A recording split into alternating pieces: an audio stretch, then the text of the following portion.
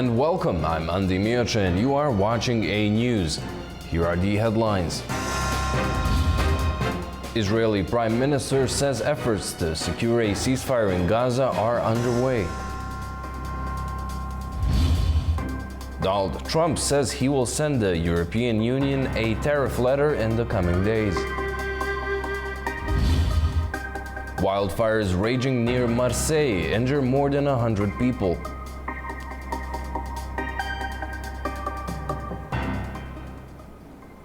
Thank you for tuning in. Israeli Prime Minister Benjamin Netanyahu said a Gaza ceasefire deal is in the works during his visit to Washington, where he met with US President Donald Trump. Israeli Prime Minister Benjamin Netanyahu has said that efforts are underway toward reaching a ceasefire deal in Gaza. His statement came during a visit to Washington, where he met with US President Donald Trump and other top officials. Netanyahu reaffirmed his commitment to eliminating Hamas and securing the release of the remaining Israeli hostages. We have still to finish the job in Gaza, release all our hostages, eliminate and destroy Hamas's military and governance capabilities, because Gaza must have a different future for our sake, for everyone's sake. And no country will settle for less. We certainly will not. The Israeli PM also spoke of the peace process and the hurdles preventing the completion of the ceasefire deal. Well, we're certainly working on it. I can't speak in advance. You need several parties to tango. It's not even two here. But we're working on it diligently as we speak. In fact, on the way over here and on the way from here, we're not going to let up. We have a goal. We intend to achieve that goal. Meanwhile, U.S. Special Envoy for Peace Missions Steve Witkoff, who also met with Netanyahu, expressed hope that a 60-day ceasefire in Gaza would be reached by the end of the week, following progress in proximity talks. Witkoff said the proposed agreement includes the release of 10 living hostages and the remains of 9 deceased, expressing optimism that this could pave the way for lasting peace in the region. This marks Netanyahu's third visit to Washington since Trump returned to office earlier this year. Trump has repeatedly spoken about ending the war in the Middle East and assuming administrative control over the Gaza Strip to redevelop the territory, a plan that Netanyahu has supported. I think President Trump had a brilliant vision. It's called free choice. You know, if people want to stay, they can stay. But if they want to leave, they should be able to leave. It shouldn't be a prison. It should be an open place and give people a free choice. We're working with the United States very closely about finding countries that will seek to realize what they always say, that they want to give the Palestinians a better future. Netanyahu's visit to Washington underscores his strong ties with Trump, as both the United States and Israel continue to share a common stance on tensions in the Middle East. In the latest overnight attack, Russia targeted Ukraine with a record 728 drones. The attacks came as US President Donald Trump pledged to send more defensive weapons to Kyiv and criticized Russian President Vladimir Putin. Ukraine's military says it destroyed most of the drones and that at least one person has been injured. Ukrainian President Volodymyr Zelensky has called for sanctions on the sources of income Russia uses to finance war, including those on the countries who purchase Russian oil. The European Court of Human Rights ruled Russia violated international law in Ukraine and was responsible for the downing of Malaysia Airlines flight MH17. Judges at the Strasbourg court delivered 2 rulings on Wednesday, stating Moscow has violated international law in Ukraine and is responsible for human rights abuses since its full-scale invasion in 2022. The court also ruled Russia was behind the downing of Malaysia Airlines flight that claimed 298 lives. The complaints were brought before the court's governing body expelled Russia following its invasion of Ukraine. Finland and Lithuania are set to start production of anti-personnel landmines next year, following their exit from the international treaty banning their use and manufacturing. The decision follows a wave of parliamentary votes across Eastern Europe, with Poland, Latvia and Estonia also set to withdraw from the Ottawa Convention. In a historic shift, Finland and Lithuania are set to start producing anti-personnel mines. They say it's to supply themselves and Ukraine because of what they say is a military threat from Russia. The two countries that border Russia will be withdrawing from the 1997 Ottawa Convention, which bans these types of weapons. The Lithuanian defense minister says production could be launched once the 6-month withdrawal process is completed. We are planning to acquire different sorts, different types of mines. Anti-tank are especially important. Looking at the Russian tactics, how we're using, but also anti-personnel mines, because Russian tactics means that we use live force in very, so to say, forceful and quite efficient manner. 3 other NATO and European Union states, Poland, Latvia and Estonia, are also quitting the treaty, but they've not yet announced plans to start producing anti-personnel mines. Poland's defense minister says the country can't be left without a defense. I ask for a unified vote to vote for withdrawal from the Ottawa Convention on the use of anti-personnel mines. This is our motion combined with the decision of our partners from the Baltic countries and Finland. Poland cannot be included in any straitjacket that prevents defense. The 5 NATO countries say they will not create minefields in peacetime, but will store the mines for swift deployment if they feel threatened. They say they regard such munitions as a deterrence. However, anti-mine campaigners have criticised them for leaving the Ottawa Convention and say that reintroducing anti-personnel mine production could be expensive and take a long time to fully operational. Donald Trump says the United States is likely just days away from sending a formal letter to the European Union outlining potential tariffs. His remarks come amid ongoing trade talks between Washington and Brussels. The announcement follows a broader plan targeting 14 countries with tariffs ranging from 25% to 40%. While the EU hasn't received formal notice, sources say it's seeking possible exemptions from the proposed 10% baseline. The US sweeping tariffs are to take effect August 1st. Well, the European Union has been speaking to us, Ursula and the whole group, and they've been very nice. They treated us very badly until recently. Now they're treating us very nicely. It's like a different world, actually. They've treated us very badly. They were among the toughest to deal with. Actually, in many respects, they were much worse than China. Look at what they do to our companies. They sue Apple, they sue Google. 17 billion they got from Apple on a lawsuit that they didn't have a case. They have, judges that are European Union judges, and they take so much money away from our country in terms of that, in terms of other things that they do. They're very tough, but now they're being very nice to us, and we'll see what happens. We're probably 2 days off from sending them a letter. We are talking to them. I just want you to know, a letter means a deal. To talk on the latest surrounding U.S. tariffs, we're joined by Costa, international business consultant coming to us from Lisbon. Welcome. Thank you so much for joining us. Now, following the confusion on the time his reciprocal tariffs take effect, Trump announced new ones on foreign drugs and copper. This has become somewhat of a trademark of his. What do you make of his foreign economy policy as of late?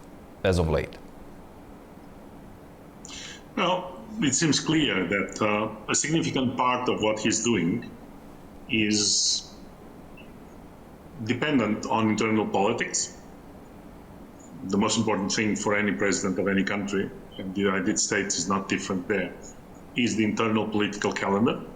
So it seems now clear that the president of the United States did not want to have any problems on the internal front with external trade issues prior to passing the One Big Beautiful Bill, where several of his main tax commitments and cuts were enshrined.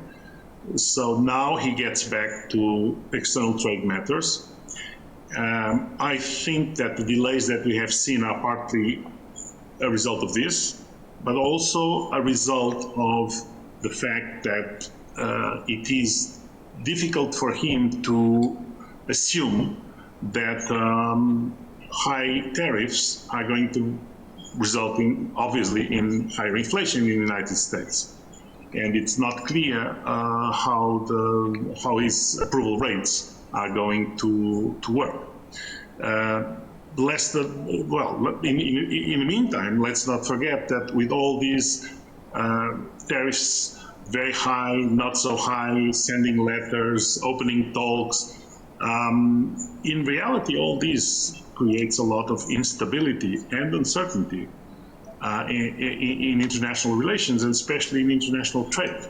So this already has since March, that this has a clear result in the volatility in the financial markets. And most likely it's going to have a significant repercussion on the growth rate of many economies and therefore the world's GDP. That is the worst problem that tariffs have been announced of up to 40% for 14 countries. Now, would you say that this apparent delay until August 1st is a move to get those countries to actually make a deal to give Trump victory? Well, that was already the rationale on the last delay, 90 days to do 90 deal. That's what we heard. There was a deal with the UK, which is actually not a deal. It's a framework of a deal, which is what makes sense. Anyone that has engaged in trade, in talks or in agreements regarding an international economic trade agreement knows that it takes months, if not years, to do it. So this idea that it's going to be done in a few days obviously doesn't make sense. So this is one of the main problems of dealing with the United States nowadays, is that clearly the leadership in the United States wants to have results that it can announce. It's a very mediatic presidency, but I'm not really hopeful for any agreement to be done. Perhaps some framework agreements like we have seen in the UK. And I don't think it's mostly with countries that are getting 40% letters, let's call it like that. It's more likely with the main economic blocs, because that's what is relevant for the United States and for the world economy. How much would you say that on the domestic level, Trump's policies have impacted the American economy? We've seen the value of the US dollar. Some say it has never been a slower start of the year. Well, many say, because the numbers, I even wrote a piece a couple of days ago. It's I've seen the numbers. It's since, I think, 1973 that we haven't seen the dollar going down 10% or more against the main international currencies. So this is at the same time that this happens. Because some of the large holders of U.S. treasuries are selling them, are dumping them on the market, namely Japan, that has dumped unannouncedly, without announcing and without fanfare, but it dropped 72 billion, and China dropped 50 billion at least. So with this, they managed to raise on the U.S. treasuries. So in a year where the United States Treasury needs issue 9 trillion new U.S. Treasury, 7 trillion to replace former debt or treasuries that reach maturity this year, and 2 trillion because of the budget deficit this year. This is creating a huge problem for the United States, because although the budget has nothing to do with external trade, in reality, if you open a war with other countries, they will use all the means they have to defend themselves and to retaliate and to get leverage. So this is becoming a very big problem, entangled in many fronts, and I don't think that the American leadership has properly thought out this. And as the markets become more aware of this, more uncertainty and more instability will take place. And that's bad for all of us. George, thank you so much for joining us and providing us with your insight. Thank you very much. Over in Vienna, the 9th OPEC International Seminar has kicked off, gathering top energy leaders from around the world. Our Anita Sharma has more. Hi everyone, I'm Anita Sharma for Anewz. We are here at the 9th OPEC International Seminar at the historic Hofburg Palace in Vienna. There's a lot of energy, buzz, and excitement, no pun intended, as OPEC, OPEC Plus members, as well as consumers come here to find out what is happening, what is the latest with respect to this very critical sector. We have oil leaders here, as well as CEOs, government officials, and influencers, like I said, from the OPEC countries as well as OPEC Plus member countries. It's a very historic event. I should point out the last time this seminar took place was in 2023, and I'm told by various officials here there is a lot to discuss. The theme for today's event is charting pathways together, the future of global energy. The panelists will be discussing a whole host of themes. Let me get to them for you now. We're talking about energy security, industry investments, climate change, equitable energy transition, as well as energy policy. Now, I'm going to set up today's event, but I'd be remiss if I didn't tell you what the biggest pièce de résistance is. We are awaiting the 19th edition of the flagship publication, the World Oil Outlook 2025. It is a strategic forecast that's going to be unveiled, but we'll have to wait for tomorrow to get more news on that. In the meantime, I promised you, let's get to it. We'll set up today's list of events. We had the opening ceremony as well as the exhibition where we learned from OPEC Secretary General that there's a lot of news to come. And with respect to that publication, he says you can look forward to some key surprises. We have key sessions playing out here. The first one will cover oil markets, and it will cover specifically energy security. That will be followed by session number 2, mobilizing finance to boost investment in energy. Then the roundtables begin. They're called high-level roundtables, and that's for a very distinct reason. They're discussing global energy markets, specifically immediate and long-term prospects. The second roundtable will focus on policy and regulation. That will be followed by energy investment. I'd be remiss if I didn't discuss developing countries. Well, they'll see a key focus in the 4th session, which is energy needs as well as priorities. So a lot to come here from the OPEC International Seminar in Vienna. I'm Anita Sharma for Anewz. Keep it tuned here to the news station as we bring you the latest. I promise you a lot more to come. We'll send it back to Baku. A major wildfire on the Mediterranean coast in France has triggered a large-scale emergency response. As flames reached the outskirts of Marseilles, authorities scrambled to protect homes and critical infrastructure. A fast-moving wildfire has scorched the outskirts of Marseille, France's second-largest city, injuring more than 110 people and forcing hundreds to evacuate the area. The blaze, fanned by strong winds reaching up to 70 kilometers per hour, ignited after a car caught fire on a nearby motorway. Thick smoke loomed over residential areas, darkening the skies and reaching as far as the city centre. Authorities issued emergency phone alerts advising residents to stay indoors and seal their homes with damp cloths. The nearby airport was temporarily closed due to the hazardous conditions. By Tuesday evening, officials said the fire was considered under control, though still burning, and warned that forecasted winds could reignite its advance. Over 800 firefighters, backed by helicopters and aircraft, have been deployed to the scene. Regional Prefect Georges François Leclerc confirmed the fire had consumed around 700 hectares, or 1,730 acres. La situation n'est pas figée. The situation has not been stopped. It has not been stabilized, but it has been brought under control. Why? Firstly, because we have deployed a great deal of forces. Second, because although several firefighters have been injured, 9, only 1 has had to be evacuated. Thirdly, residents are staying at home. I ask the people of Marseille to stay in their homes. Confiné. Et je demande à la population de Marseille. At least 400 residents have been evacuated, with 20 buildings partially damaged. Yes, it was pretty impressive with the smell, itchy eyes. It wasn't very pleasant. The problem is that since the smoke is drifting southwards, it covers the whole city. And around 4 p.m., they asked us to go home because people were having difficulty breathing. So that's what I did. However, no fatalities have been reported, and authorities say hundreds of homes have been saved thanks to the massive emergency response.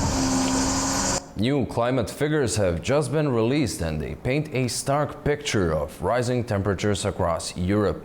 The data highlights troubling regional and global patterns as experts warn of more frequent heat events. Western Europe has just recorded its hottest June ever, according to new data from the Copernicus Climate Change Service. The average temperature for the region reached 20.49 degrees Celsius, marking an all-time high for that month. Globally, the month ranked as the 3rd warmest June on record and the 5th warmest across Europe as a whole. The report, published on Wednesday, points to what it says are anomalies and extreme heat between the 17th of June and the 5th of July.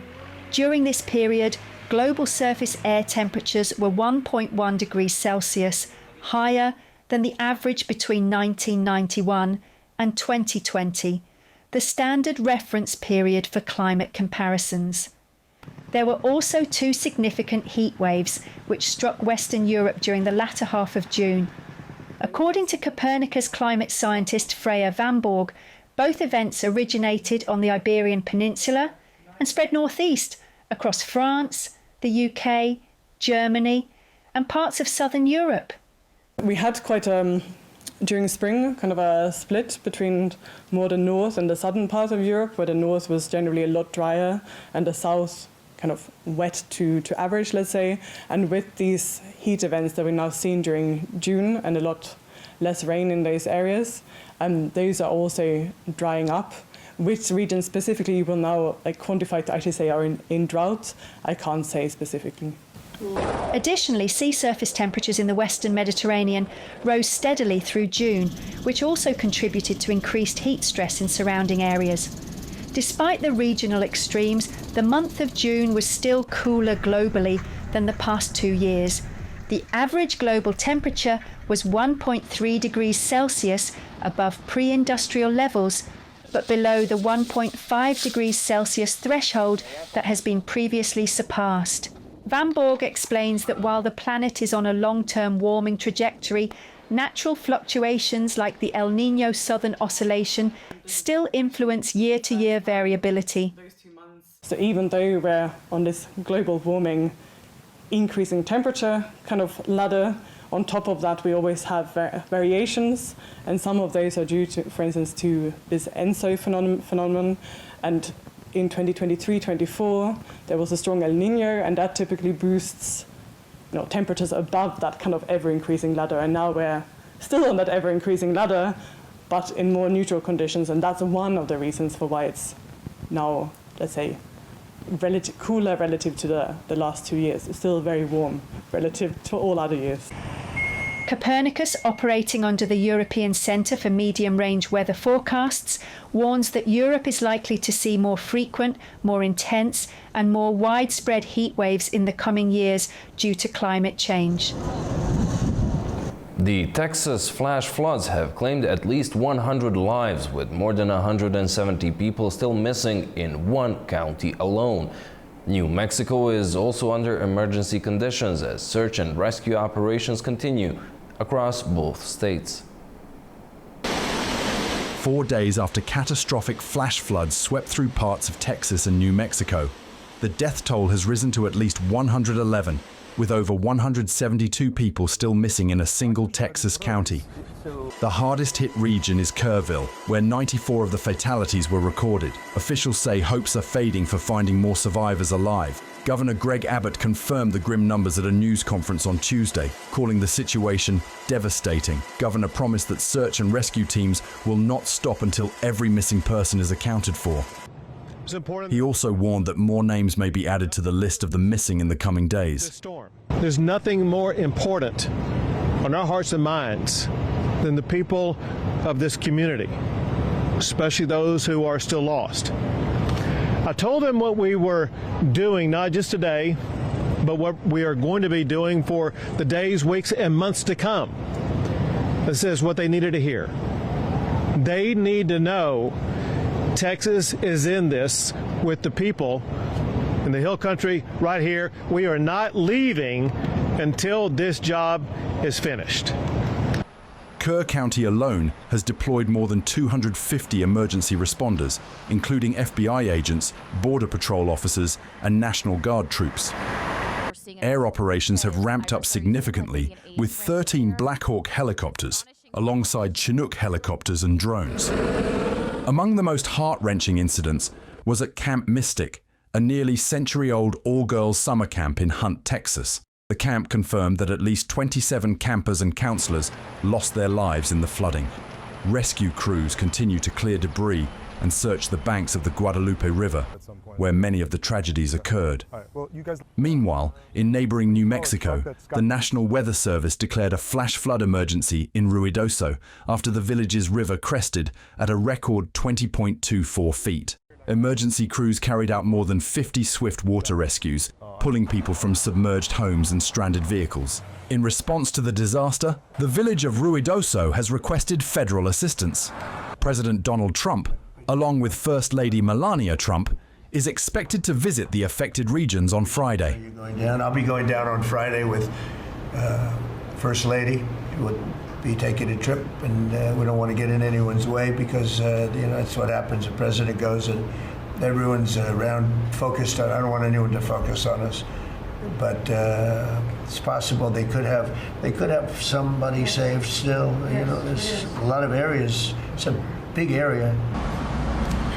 Experts point to a combination of factors that made the Texas disaster especially lethal, including extreme weather, the vulnerable location of many holiday homes, and the lack of early warning systems.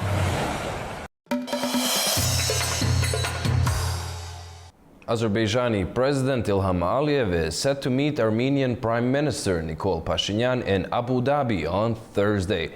The meeting was announced by the Azerbaijani President's press office, and it comes amid the ongoing peace process between the two countries. Tensions are rising in Georgia ahead of local elections. The country's parliamentary speaker accused EU-funded NGOs of interference, while other officials are trying to reassure international partners. Our Nini Nikolaishvili has more in Tbilisi. Organizations funded by the EU embassy are preparing to disrupt Georgia's local elections. This is the fact. With this direct accusation, the Speaker of Parliament, Shala Papashvili, sent shockwaves through the political landscape. According to him, the EU ambassador is sanctioning funding of groups that are allegedly working to undermine Georgia's electoral process. Papashvili says that the full responsibility will lie with the donors and votes that the ruling party will publicly name and expose both organizations and funders if necessary. His words: let's not let the Brussels bureaucracy destroy the EU's reputation. But just hours later, a very different message came from another corner of the government.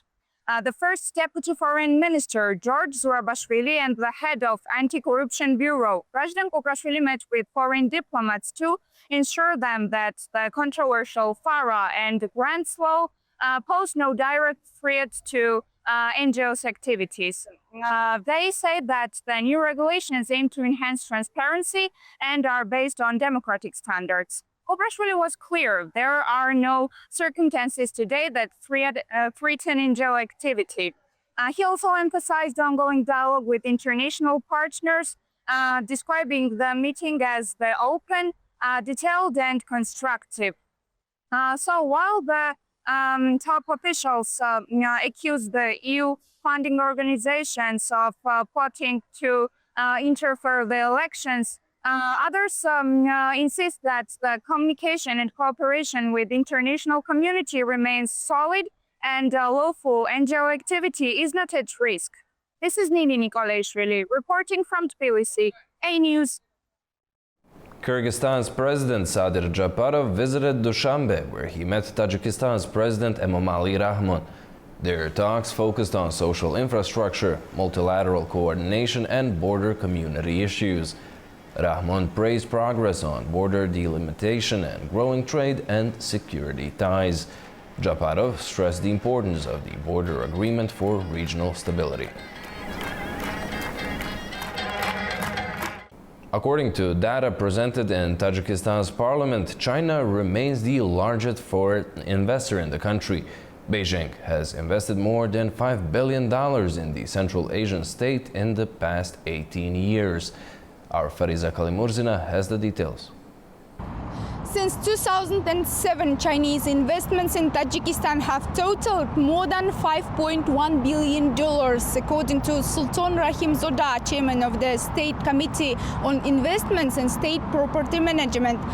He made the announcement during a session of Tajikistan's parliament. On the same day, lawmakers ratified a bilateral agreement between Tajikistan and China on the mutual protection and promotion of investments. The agreement was signed last year during Chinese President Xi Jinping's visit to Dushanbe and provides legal safeguards for investors from both countries. Of the total Chinese investment, $2.9 billion came in the form of direct investments, while the remaining $2.2 billion were other types of capital inflows. Rahimzoda highlighted key sectors of Chinese involvement, including mining and processing industries, geological exploration, telecommunications, construction and equipment supply. Currently, more than 700 enterprises in Tajikistan operate with Chinese capital. China also leads in Tajikistan's natural resource extraction. According to official data, 84% of the country's gold production comes from 2 Chinese companies. Meanwhile, Tajikistan's sovereign debt to China is estimated at approximately $900 million.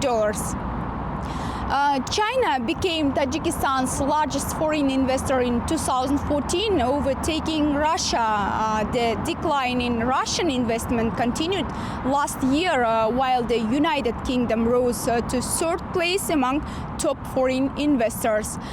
And today, Tajikistan's main international investment partners are China, the United Kingdom, Russia, and Kazakhstan. Fariza Kalimurzina, Anewz, in Almaty, Kazakhstan. Well, that's all we have for you for now. Thank you so much for watching and stay tuned to Anewz.